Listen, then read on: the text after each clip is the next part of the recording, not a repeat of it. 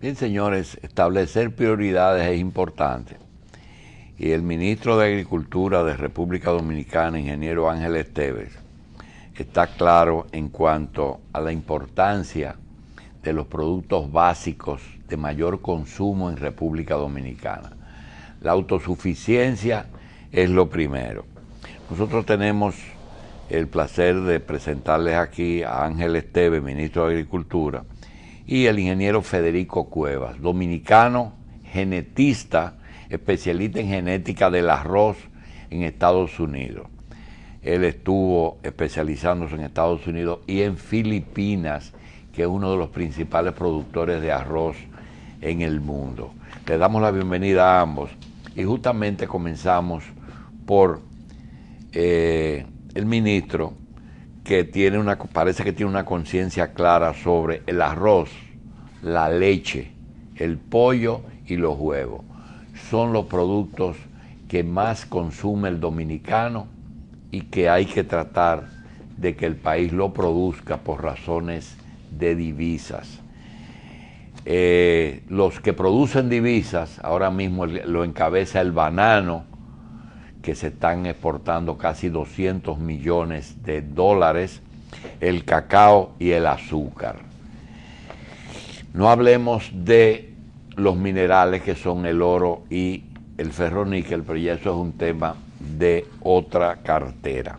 Le damos la bienvenida al señor ministro Esteves y queremos decirle que si él conoce que ayer nos lanzaron la primera embestida en cuanto al banano. Parece que hemos llegado a cifras importantes en el mercado de Europa y unos belgas y holandeses están tratando de iniciar una campaña en contra de República Dominicana, señalando el producto que es explotado con mano de obra de sueldos de hambre. Así es que tenemos que prepararnos para una lucha que, por cierto, ministro, un sindicalista de apellido Chávez en California que cultivaba uvas, murió recientemente, tuvo que viajar a Europa a combatir el que a la uva de California se le bloqueó con ese letrero: está cultivada con mano de obra esclava mexicana. Y él logró vencer ese problema. Ministro, el arroz en la economía dominicana, ¿qué significa? Buen día, doctor Jacín, y buen día a los televidentes y a Federico Cuevas, que anda con nosotros. Realmente el arroz, todos los dominicanos, yo digo que lo llevamos en la sangre, porque es la dieta obligada de todos los dominicanos y la dieta que el dominicano todavía hoy en este país, cuando llega la noche y en la hora del almuerzo no consumió arroz, le dice a la familia: yo creo que yo no he almorzado. Estoy en ayuna. Estoy en ayuna todavía. Eso quiere decir que es el alimento que cubre prácticamente todo el país. Inclusive zonas que no son productoras de arroz, las personas tienen tan adheridas a ese alimento que no pueden vivir sin él. Por lo tanto, debemos darle el carácter necesario para mantenerlo, para desarrollar y para seguir avanzando. El país es autosuficiente en arroz. El país es autosuficiente. Nos falta algo para la autosuficiencia y eso lo estamos cubriendo con lo que es el acuerdo de Derecasta, que aquí entran año por año entre 14.000 y 15.000 toneladas de arroz procedente de Estados Unidos. ¿Es libre la importación de arroz? No es libre, está en el acuerdo de Derecasta. Bien. ¿Qué significa un anuncio que hizo el ministerio la semana pasada de que limitaba a 2 cultivos y yo entendía que 3 cultivos era mejor y 4 cultivos es mejor? ¿Cuáles son las ventajas de limitarlo a 2 cultivos, ministro? Bueno, 2 cosechas. Hay que decir, porque el arroz es un cultivo, hay que hablar 2 cosechas en el año. En toda parte del mundo la producción, independientemente si es arroz o está regulada, porque nosotros, todos los cultivos, en este caso el arroz, de él dependen una cantidad de plagas y de enfermedades que se regula para controlar el ciclo de esa plaga para que no hagan estragos en la producción de un año a otro. Entonces, en República Dominicana, que es uno de los pocos países del mundo que hacen 2 cosechas en el año porque las condiciones climatológicas no lo permiten.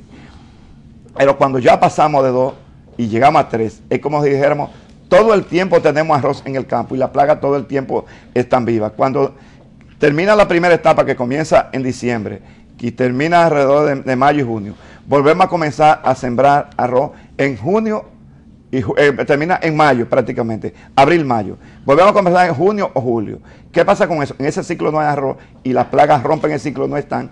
Pero si en ese entra alguien, quiere hacer una segunda dentro de medio de la tercera, mantenemos produciendo arroz y las plagas se mantienen hábiles, y cuando viene la última cosecha, el productor en vez de ni gana en la segunda que hace en el retoño, ni gana tampoco en la última, porque está manteniendo una cantidad de plagas que tiene que combatir. Cuando se prepara la tierra y se preparan los semilleros de arroz, esa es una primera cosecha. La segunda es corte o vuelven a hacer lo mismo.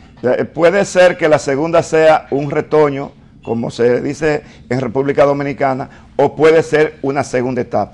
Ya el productor dominicano está haciendo pocos retoños, porque el retoño es muy continuo. Inmediatamente usted corta una plantación, como dice el productor nuestro, la chapea, le pasa a la máquina, y ya en 15 días, en un mes, usted tiene una plantación nueva. ¿Y es igualmente rentable cuando se hacen 2 al año, o la primera es más rentable?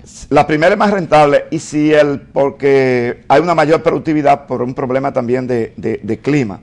La segunda, si es un retoño, depende de cómo es el tiempo. Si cuando se hace la cosecha, el tiempo es seco, hay un mayor rebrote y viene una plantación más homogénea, por lo tanto puede haber una productividad. Pero lo que la hace, no es que produce más, lo que la hace más rentable es que el costo de un retoño es mucho menor que el costo de la siembra. Y eso no es lo que hace que el productor a veces se arriesgue a hacer 2 cortes de retoño, porque le produce un dinerito más, aunque la plaga se meta ahí en el medio. Mire doctor, la realidad es que el productor, cuando hace una cosecha y un retoño, el retoño tiene el ciclo mucho más corto que la cosecha. Y él entiende que si ya en julio ya cortó el retoño, hizo la primera y cortó el retoño, él le queda demasiado tiempo y puede hacer una segunda. Y lo hace más que nada el productor pequeño por una necesidad de seguir laborando la tierra. Seguir laborando la tierra para él es fácil. Conseguir dinero, conseguir préstamos y administrar. De lo contrario, tiene que pasar un tiempo esperando que venga diciembre para comenzar la siembra del otro año. Ahora, ese lapso ahí, secretario, entre el segundo retoño y diciembre, ¿cuántos meses debe usarse para evitar plagas, etcétera? En eso se puede dar entre 3 y 4 meses, que debe usarlo el productor para mantener su terreno limpio, pero no solamente no va a tener arroz para tener plaga, sino no va a tener maleza, pero puede mejorar su suelo, puede nivelar, puede darle condiciones naturales que necesita el suelo para devolverle al productor lo que él quiere en la próxima cosecha. Lo bueno es hacer 2 cosechas buenas y no 3, donde les haga una buena y 2 malas. Y si se continúa, pueden ser las 3 cosechas malas. Pero se está tomando mucha conciencia. Y quiero decir algo, doctor Jacín. El viernes nosotros hicimos un gran acuerdo, que creo que no lo dije yo, lo dijeron los mismos molineros, los mismos productores, que no tiene precedente en cuanto a lo que es planificar la producción de arroz. Para resolver esto, yo primero me reuní con todos los productores nacionales, después me reuní con los molineros aparte, y luego el viernes tuvimos un encuentro productores y molineros ya consensuado, y sometimos una resolución donde se va a trabajar para no hacer 3 cosechas, porque el daño no es que se le esté haciendo solamente al país, a la producción arrocera, se lo están haciendo los mismos productores, que están creando unas condiciones fitosanitarias en su finca, que mañana le va a salir inmanejable. Y el productor hoy está consciente que cuando hace 2 cosechas, como nosotros necesitamos descansar y en la noche, después de tener un día de trabajo, la tierra necesita descansar. Necesita, usted lo entiende. Estados Unidos, por un efecto de clima, nada más una sola cosecha. Y cuando está congelado, el suelo está descansando. Cuando viene, hay mayor nutriente en el suelo, hay mayor manejo de las prácticas culturales y usted tiene... ¿Y en las zonas arroceras norteamericanas en algún sitio cae nieve? Yo le voy a dejar eso en un momento para que mi amigo Federico, sí, que vivió eso y lo vive, le explique eso. Pero mire, ese proyecto que hicimos el viernes, ese acuerdo, ese es uno de los acuerdos más importantes. Si nosotros no planificamos la producción nacional, no vamos a ser buenos en nada. Bien, secretario, ¿qué producción de arroz tenemos al año aquí en Quintales? Nosotros tenemos aquí alrededor de entre 10.5 millones y 11 millones de quintales de arroz blanco que se producen año blanco, por año. Ya de cacarao para consumo. Sí, ya listo para el mercado, para el consumo. Bien, la otra pregunta para pasar al amigo Federico Cueva. ¿Qué incidencia tiene el mercado de Haití en el arroz dominicano? ¿Incidencia en qué sentido? Consumo, es decir, del arroz de aquí, ¿qué cantidad se va para Haití? Mire, la verdad que el consumo del arroz que va a Haití es el arroz medio grano. Pero es arroz. Pero es arroz. Son lo que nosotros le llamamos en términos ya comercial de procesamiento de arroz subproducto, que son los que llegan a Haití. Y muchas veces entra arroz de allá para acá porque ahora no se está dando eso porque... Hay muchas donaciones que muchas veces terminan en el país, pero eso es normal dentro de nuestro mercado. Pero el valor histórico. Nutritivo y del no arroz, afecta ni aquí ni allá ahora mismo. El valor nutritivo del arroz no está en que sea medio grano o un cuarto de puntilla, lo que sea, sino en que cualquier arroz tiene el mismo valor nutritivo y se está vendiendo un desecho o un producto que el haitiano prefiere. El haitiano lo prefiere porque una libra de arroz de puntilla de medio grano rinde más porque absorbe más agua. Absorber más agua llena más la paila, la misma libra. Bien. Entonces, yo creo que es un proceso, pero es lo mismo, doctor. Bien, vamos a conversar con el ingeniero Federico Cuevas, genetista, especialista en genética, pero es después de la pausa. Bien, hablamos con el ministro Ángel Esteves y ahora vamos a hablar con Federico Cuevas, pero antes tenemos alguna pregunta para volver atrás con el ministro, y es que se dice que en el cultivo del arroz hay dos problemas pendientes. Uno es la tara. ¿Qué significa la tara? Es una lucha entre el molinero y el productor, que a veces el productor se queja de que el molinero es un árbitro que dice, bueno, ahí hay tanto de tara, y le pone el porcentaje que merma su producción. ¿Eso es cierto? Sí, la tara es un problema histórico en el cultivo del arroz en República Dominicana. ¿Es de siempre? Pero sí, siempre ha sido así, pero se está trabajando ya y ya se está creando conciencia, tanto en el productor como en el molinero, de forma tal que la tara ya no sea algo que se ponga por intuición, sino que sea mediante análisis de laboratorio, como le están haciendo muchas factorías. Pero también hay que decir, doctor, que está pasando algo, que no solamente está en el modelo, está en el productor mismo, está en nosotros los productores, que no queremos producir con los estándares de eficiencia en el campo. Un arroz una finca que está atacada de maleza, que está atacada de plaga, que está atacada de hongos y bacterias, es un arroz que cuando llega a molino, da mucho menos calidad, tiene más granos rotos, tiene más puntilla, da más medio grano y tiene más impureza. Cuando es un arroz, una finca que está bien atendida, bien fertilizada, con poco ataque de plaga, poco ataque de enfermedades, ese es un arroz que cuando el molinero lo recibe, le rinde más y lógico, el molinero es un comerciante. Entonces es algo que no hace falta mejorar todo. Para transformar la producción en República Dominicana, en este caso arroz, que es una de las partes que yo quiero en mi gestión en el Ministerio de Agricultura impulsar. Tenemos que cambiar todo, no solamente, eso es verdad, el molinero tiene que cambiar ese esquema y hacer los análisis por laboratorio, pero el productor también tiene que ser más eficiente, porque ya los molineros no van a comprar arroz, van a comprar arroz de calidad, porque los clientes, el consumidor de República Dominicana, cuando va a los supermercados, cuando va a los colmados, cuando vas a los almacenes, coge el arroz con la mano y lo mira.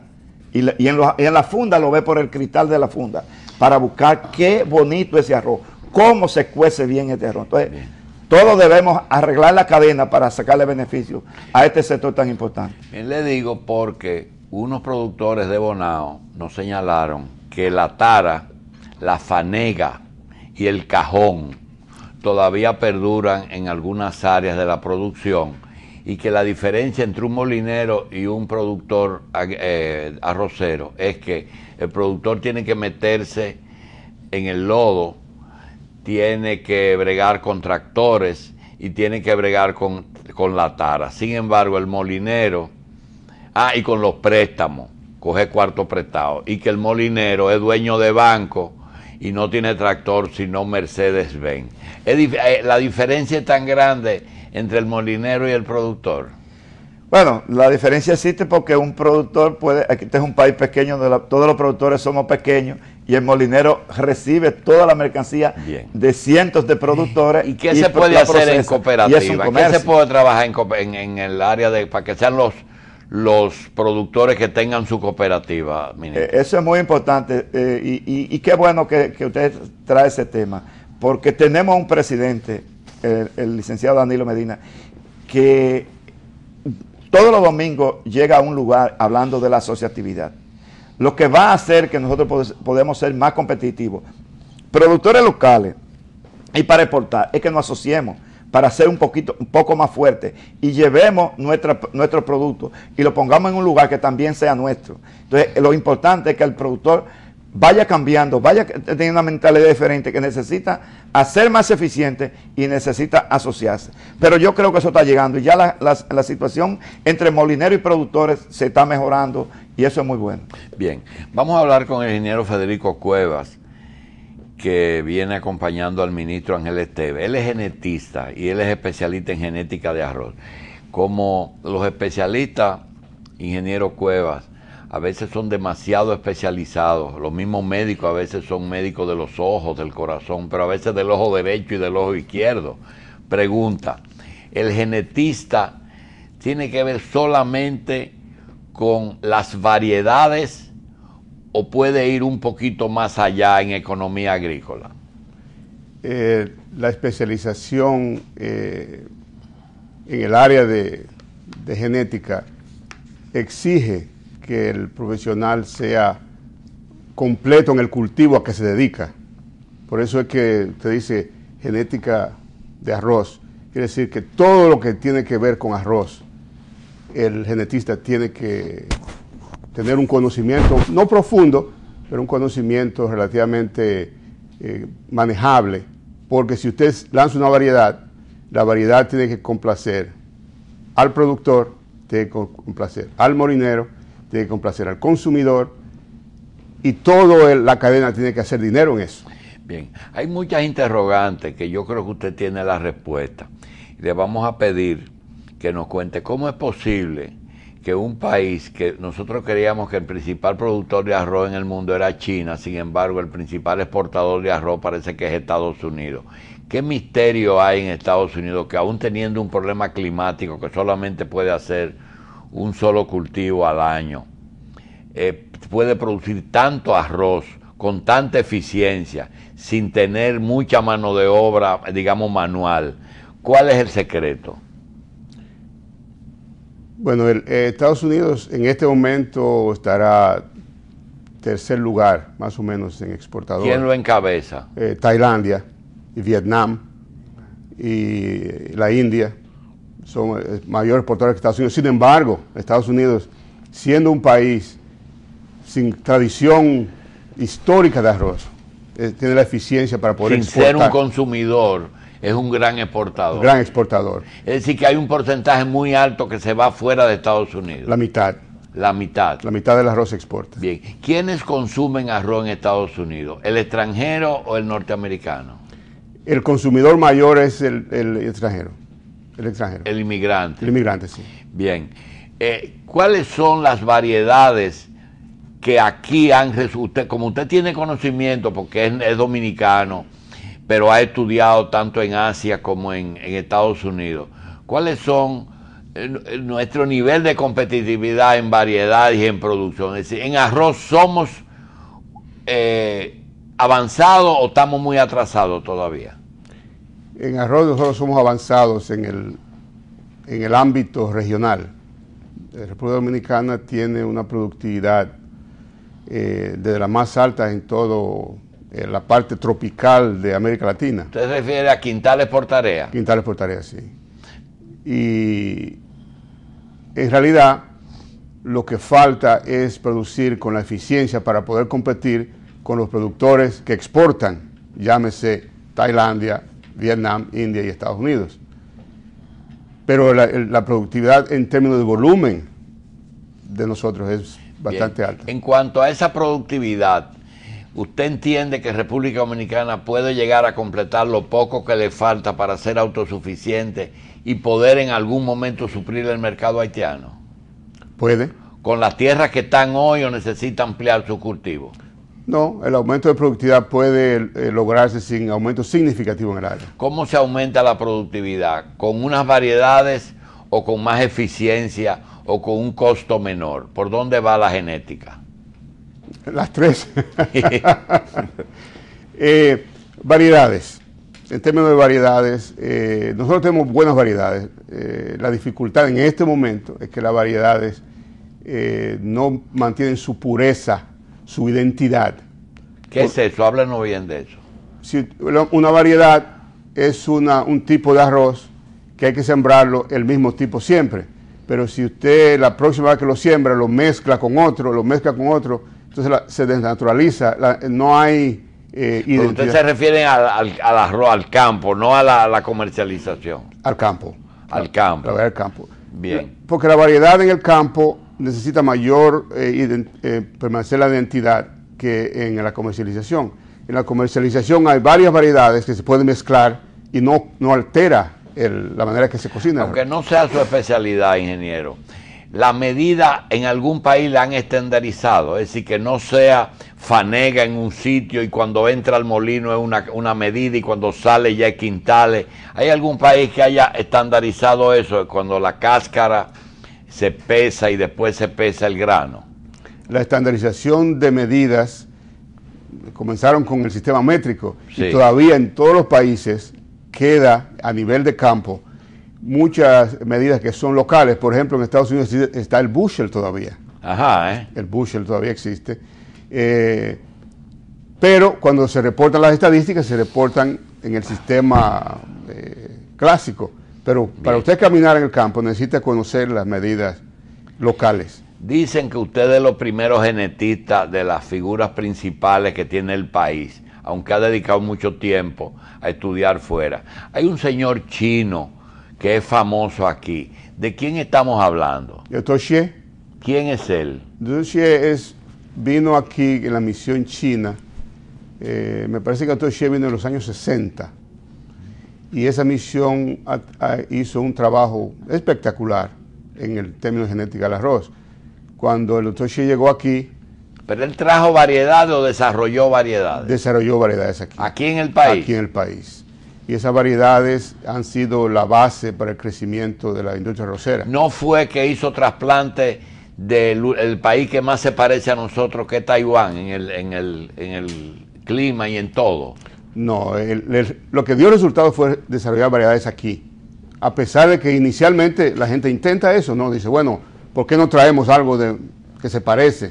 Pero eso no funcionó en aquella vez y no creo que sea la manera más eficiente. Es mejor desarrollar variedades locales. Cuando usted habla de variedad uniforme, de que no se deben mezclar, aclaren un poquito. El productor, cuando selecciona sus semillas, ¿qué debe de tomar en cuenta? El productor lo mejor que puede hacer es dejar la producción de semillas a las empresas que se dedican a mantener la pureza y él se dedica a producir el grano.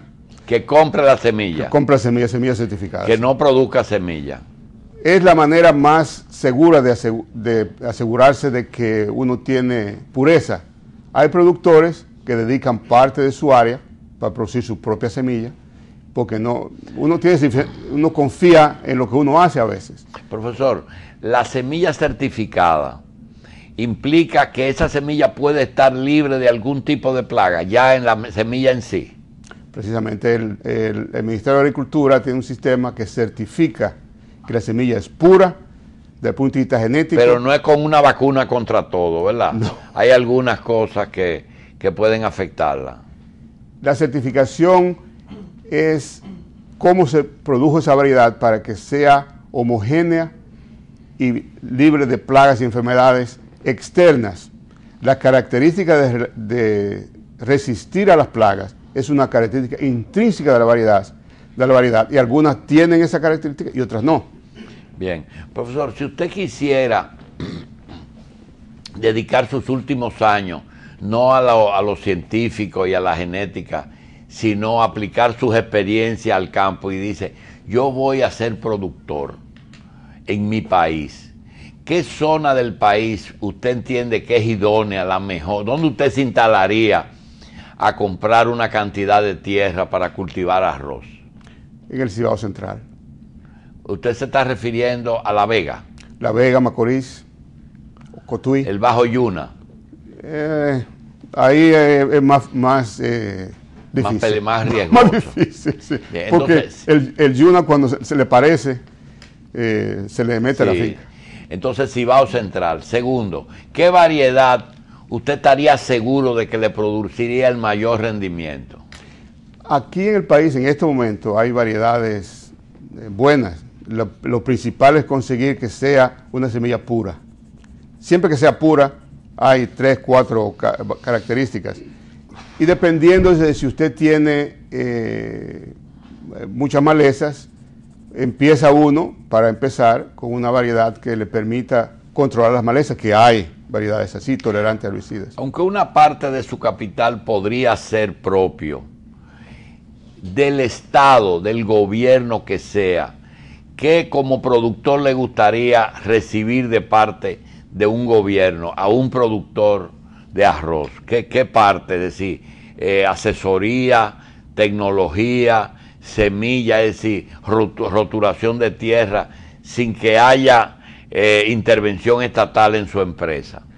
El mejor papel que el gobierno cumple es la normatividad de la ¿Qué es una normativa en arroz? Bueno, la certificación de la semilla. Una.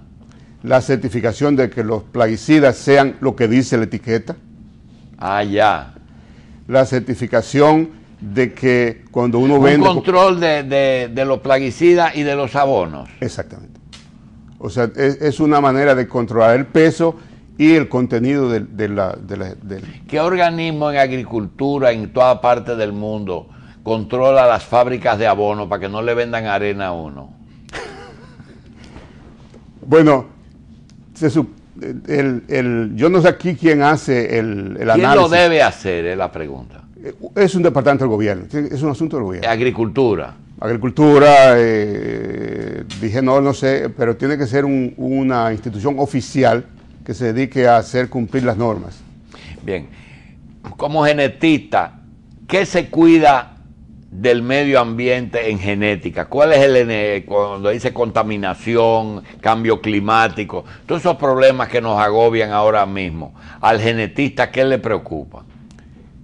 La preocupación... En cuanto a clima. En lo que a arroz se respecta. Sí, de arroz estamos hablando. Sí, en arroz nos preocupa el uso y el desecho de las aguas.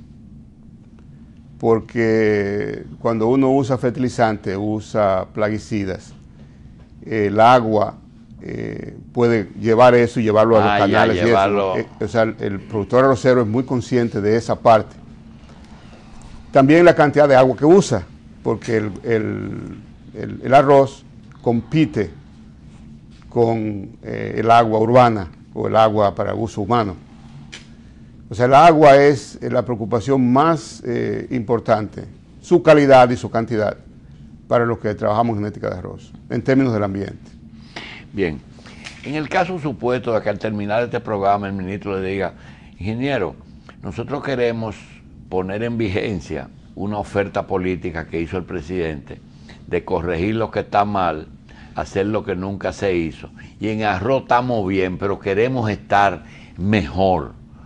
¿Qué recomendaciones usted le haría al ministerio para llevar a un punto óptimo dentro de las posibilidades y de los problemas que le vamos a tratar, como son financiamiento, combustible, control de plaga? Pero, ¿qué se les recomendaría para corregir al sistema existente de producción de arroz en el país?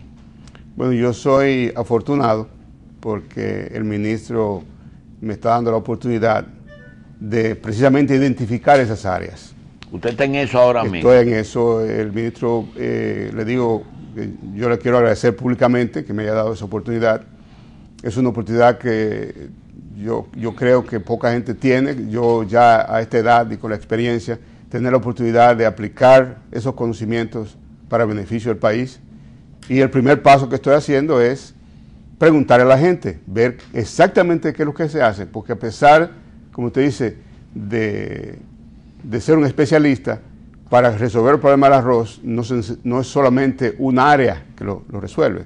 Entonces yo estoy reuniéndome con los productores, con los molineros, con los investigadores, y voy a ver si tengo la oportunidad de reunirme con la gente que comercializa el producto y ver cuáles son las áreas, dado lo que yo he visto alrededor del mundo, que uno puede intervenir y mejorar el arroz para el futuro del país, porque el trabajo que el ministro me ha pedido es para ver el arroz en 10, 15, 20 años, prepararnos para el futuro, porque el problema que tenemos encima con investigación no se resuelve, son políticas y asuntos financieros. Mira, el país no tiene buena experiencia en que sus técnicos, cuando lleguen a posiciones políticas, no han podido hacer nada. El mejor ejemplo, sin que sea una crítica muy acerba al presidente Mejía, es que siendo un ingeniero agrónomo el primero que llega al poder y un especialista en vender semillas, su gestión no se caracterizó porque el área agrícola debió ser el buque insignia de esa gestión. Sin embargo, desgraciadamente no lo fue. La pregunta es la siguiente. La presencia de mano de obra haitiana en la producción de arroz, ¿es un atraso o es un avance en esa situación? La mano de obra haitiana participa hoy en día, no solamente en agricultura, construcción y todo eso. Es una etapa que vive el país y según se desarrolla el país, las cosas van cambiando. ¿Pero es porque es una realidad o una necesidad o porque realmente es un aporte? ¿De la mano de obra haitiana? Sí. Es un aporte. Es un aporte. Si usted está en el campo y necesita resolver unos problemas y no tiene la mano de obra, Ingeniero, la mano de obra haitiana, ¿el trasplante tiene que ser manual? No tiene que ser manual y ojalá que en el futuro no tengamos que trasplantar. ¿Cómo es cuando no es manual? ¿Mecánico? Mecánico. ¿Y no se desperdicia mucho? No, las máquinas están... ¿Y se ha logrado avanzar tanto como para que un semillero usted lo pueda trasplantar sin mucha pérdida? Solamente le voy a contestar con un ejemplo. Estados Unidos es el principal exportador de arroz de esta región y no trasplanta una mata de arroz. Todo es sembrado con máquina en suelo seco. O sea que es un sistema que con el tiempo debe ir disminuyendo su importancia. Bien, en el caso de el financiamiento, ¿usted tiene algún informe de que los costos del dinero son una retranca en la producción de arroz? El único informe que yo tengo es que el dinero en Estados Unidos es más barato que aquí. Bien, los incentivos que a veces nos imponen que no demos, es decir, que hay una competencia que sea leal, lo tienen otros países en forma indirecta. ¿Usted apoyaría que el gobierno en forma indirecta dé algunos otros incentivos, como que el Banco Agrícola preste más barato, como que todo lo que tenga que ver con impuestos se le quite al productor de arroz, o hay que luchar por una igualdad con los países que no nos exigen igualdad pero no nos las dan? Bueno, el mayor apoyo, si se puede llamar subsidio, que es el que recibe la industria americana, yo tengo 20 años trabajando en la industria arrocera americana, es tener dinero barato y una seguridad en la comercialización que sea transparente.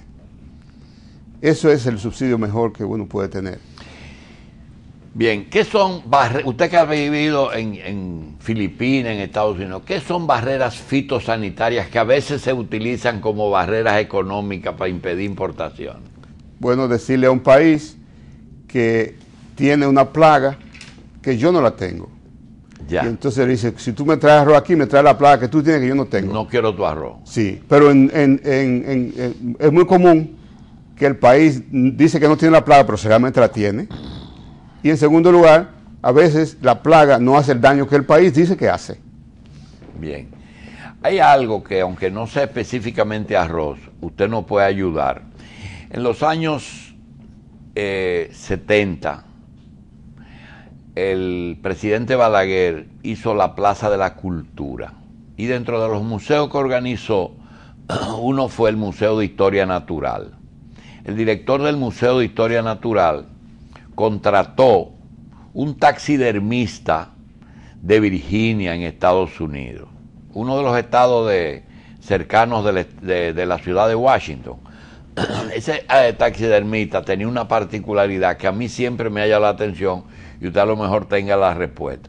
Ese señor era un cultivador de papas en Virginia. Venía aquí en tiempo de invierno duro y trabajaba 3 o 4 meses aquí en el museo. Regresaba allá, rompía la tierra, roturaba la tierra, ¿verdad? La fertilizaba, sembraba la papa, esperaba y la cultivaba los 3 meses, la vendía y volvía aquí. ¿Es posible que un hombre solo pueda hacer eso? ¿O posiblemente le estaba mintiendo? No estaba mintiendo. El productor de Estados Unidos, de arroz sobre todo. Sí. El productor de arroz. Ah, de arroz también. Sí, el productor de Estados Unidos en general no es... ¿El ciclo de la papa y de arroz es parecido? No, yo me refiero a... No, me refiero a 3 meses. No, el arroz son 4. Bien.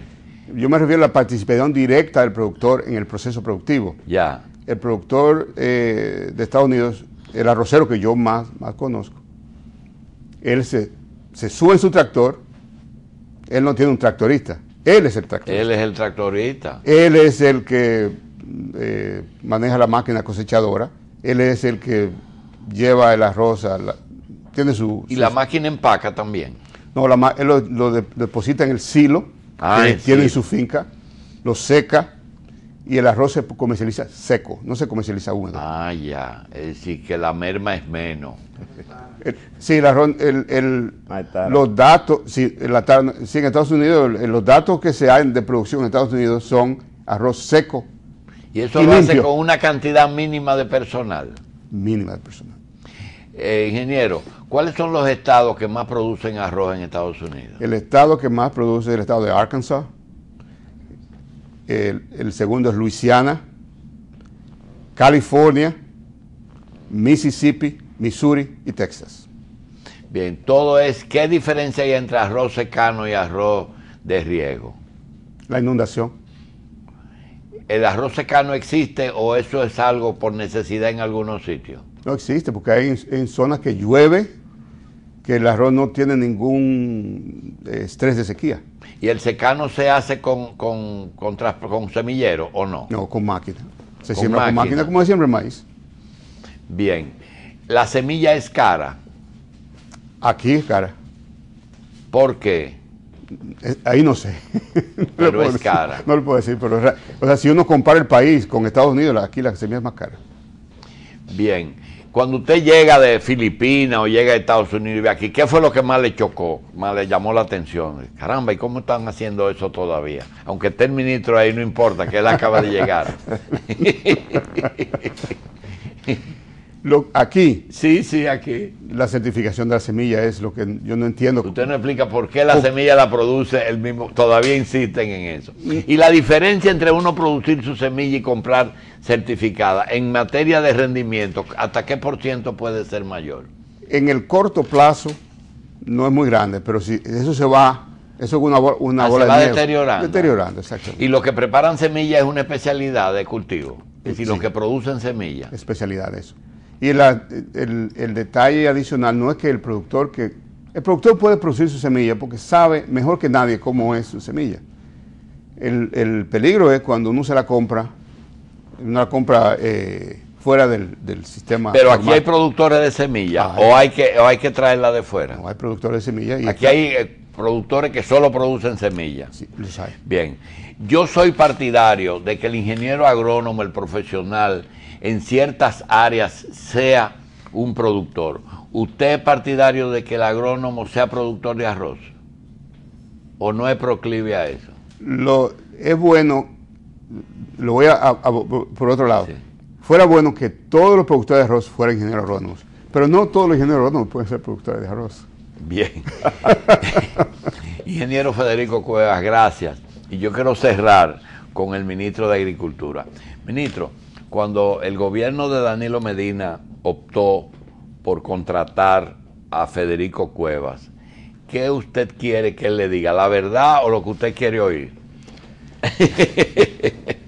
En todo, doctor Jacín, yo quiero la verdad siempre. Y no es la verdad mía, es al país. O sea, creo que Federico viene en la parte de arroz en República Dominicana a darle una mano en este momento muy necesitada. ¿Él es un complemento de los conocimientos que tiene el actual ministro? ¿O él es el que le va a llenar los huecos que hay ahí y que puede mejorar y llevarlo a la situación óptima? En cuanto a lo que es la mejoría genética, él es lo máximo. En la parte administrativa de qué hay que hacer para desarrollar el sector arroz, mi equipo tenemos los conocimientos para hacerlo y tenemos la voluntad. Y realmente una de las cosas importantes de República Dominicana, no solamente en arroz, tenemos que transformar la forma de producir la agropecuaria en República Dominicana. Y a mí me gustaría en otro momento, doctor, hablar de lo que estamos haciendo en la parte pecuaria. Y seguro. Algo que vamos a hacer el viernes, que no quiero dejar de decirlo aquí, que vamos a comenzar en Puerto Plata, lo que se llama un barrido en la parte bovina para mantener los controles y encaminarnos, un inicio encaminarnos a la erradicación o reducción de lo que son las enfermedades bovinas, llámese tuberculosis y brucelosis en el país, para nosotros ser proclive a la exportación. ¿Cuándo se inicia eso? El viernes vamos a comenzar en Puerto Plata, y comenzando la zona norte entera. Luego de que terminamos la zona norte, vamos a la parte este, luego venimos al noroeste y luego al sur. Eso no es un proceso de meses, es un proceso de años, pero vamos a comenzar porque lo que no se comienza no se consigue. Y quiero decir esto que hemos tomado como marco de referencia lo que ha hecho Nicaragua. Nicaragua en el 2006 exportaba 40 millones de leche y carne fuera de su país. Hoy, en 2013, llegó a 170 millones, porque Nicaragua hizo esto que nosotros estamos comenzando. Es de los países de centroamericanos y latinoamericanos que últimamente han mejorado en gran medida lo que es la erradicación de enfermedades en el bovino. Bien. Y es un país pequeño, es un país con menos cantidad, millones de habitantes que nosotros, pero existe una voluntad de Estado y nosotros queremos erradicarla, tanto en los bovinos como en los porcinos, como en los avícolas. ¿Cuándo inicia esa campaña? El viernes vamos a comenzar en Puerto Plata, en una finca. Ya se comenzó, ya nosotros estamos con la trazabilidad, con los controles de prueba para determinar qué incidencia tenemos, para luego irlo erradicando. Y eso es un proyecto muy importante y de mucho futuro para la República Dominicana. Para por lo menos de aquí al 16 de agosto de 2016 nosotros dejar nuestro país avanzado en la parte sanitaria. Bien, le damos las gracias al señor ministro de Agricultura, ingeniero Ángel Esteves, y al ingeniero Federico Cuevas, genetista, especialista en genética de arroz en los Estados Unidos. A ustedes le damos las gracias y será hasta esta tarde a las 5:30 en la tarde online con José Israel Cuello y mañana a la misma hora con Gracies y Carlos Alonso.